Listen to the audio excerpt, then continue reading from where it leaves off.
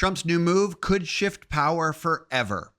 For years, blue states have padded their influence by counting millions of people who aren't even citizens. These are people who shouldn't even be in the country in the first place. This means the left has more seats in Congress, more federal cash, and more fake representation. And Trump's newest move would rip the mask off of that entire scam and return power to the people who actually belong here. This is a direct shot at the foundation of Democrat control. This is Andy with TrendingPolitics.com. Hit like, subscribe, and let's get into this. Meanwhile, changes could be coming to the way the U.S. calculates its population. President Trump is calling on the Commerce Department to create a new U.S. census that doesn't tally undocumented immigrants. The nation has historically counted every person in the U.S. for the census. The president tried to make changes to the census during his first term, but backed down after being rebuffed by a Supreme Court ruling related to this matter. The left isn't just fighting him right now. They fought him in his previous term because they understood exactly what the power shift could mean. Trump tried to fix this exact scam during his first term, and the media laughed, the court shut it down, the left led protests, and the swamp pulled every dirty trick in the book. But he never backed down, and he didn't forget. Here's a much younger version of President Trump calling it out years ago. Watch this. Citizen of the United States of America. Oh, gee, I'm sorry, I just can't answer that question. And that's after spending billions and billions of dollars. There used to be a time when you could answer questions like that very easily. There used to be a time when you could proudly declare, I am a citizen of the United States. Now they're trying to erase the very existence of a very important word and a very important thing, citizenship. I stand before you to outline new steps my administration is taking to ensure that citizenship is counted so that we know how many citizens we have in the United States. Makes sense? We will defend the right of the American people to know the full facts about the population, size of citizens and non-citizens in America. It is essential that we have a clear breakdown of the number of citizens and non-citizens that make up the U.S. populations. Imperative.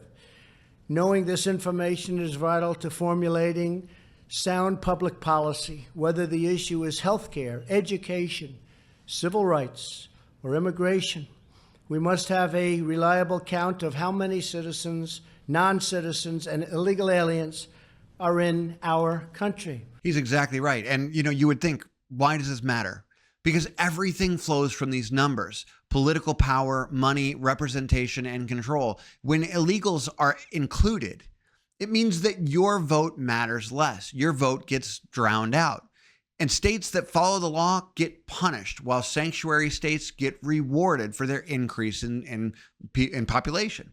That's the scam that Trump is trying to end, and the left knows it. The showdown in Texas. Late today, President Trump saying Republicans are, quote, entitled to those additional seats, citing his victory in that state. Democratic lawmakers fleeing the state, trying to keep this from happening. Congressional maps being redrawn are generally tied to the census. Here's our chief White House correspondent, Mary Bruce.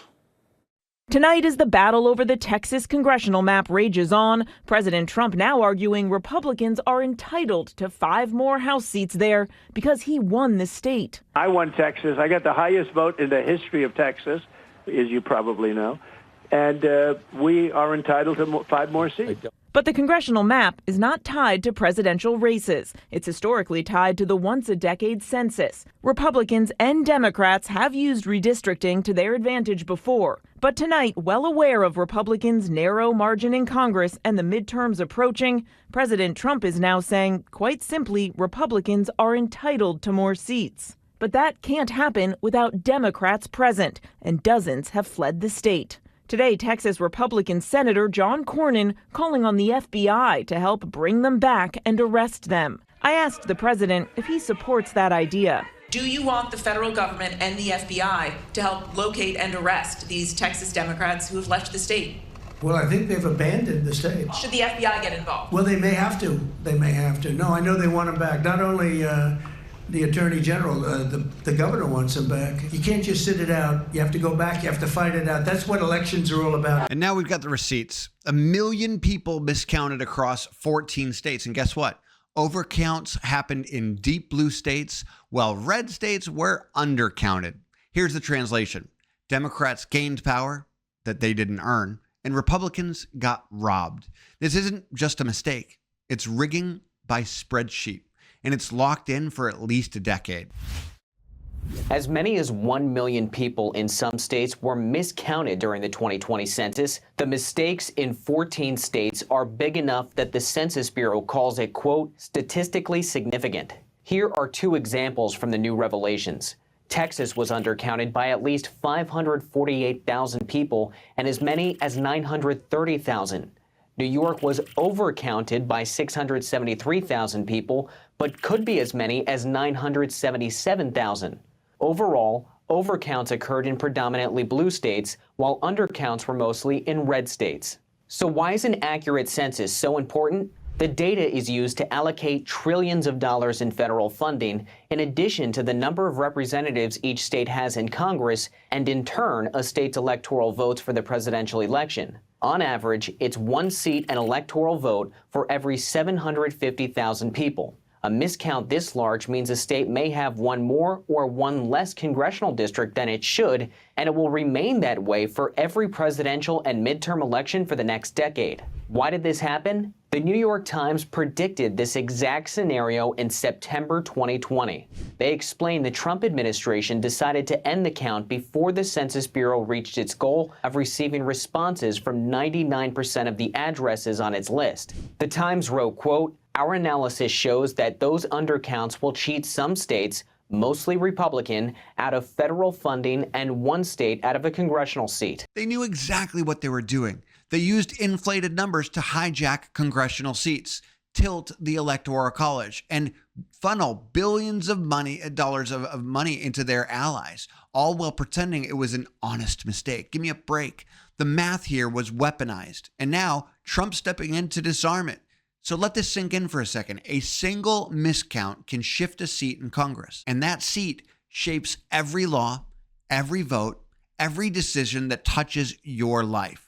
And when Democrats stuff the numbers, they aren't just gaming the system, they're silencing you. For over a decade, we watched red states get shortchanged while blue strongholds rake in the rewards that they didn't earn in the first place. And this wasn't an error. It was a strategy, and a good one at that. And the people who scream the loudest about protecting democracy are the ones currently behind the scenes rigging it. This is the fight that Trump's walking straight into, and with a bullhorn and a wrecking ball like he always does. He's not asking for permission, he's demanding justice. And if he wins this round, the ripple effect could be massive. Redistricting, funding, representation, it all gets recalibrated, and that's why this matters. This is Andy with TrendingPolitics.com. Stay informed, stay vigilant, subscribe, and I'll see you next time.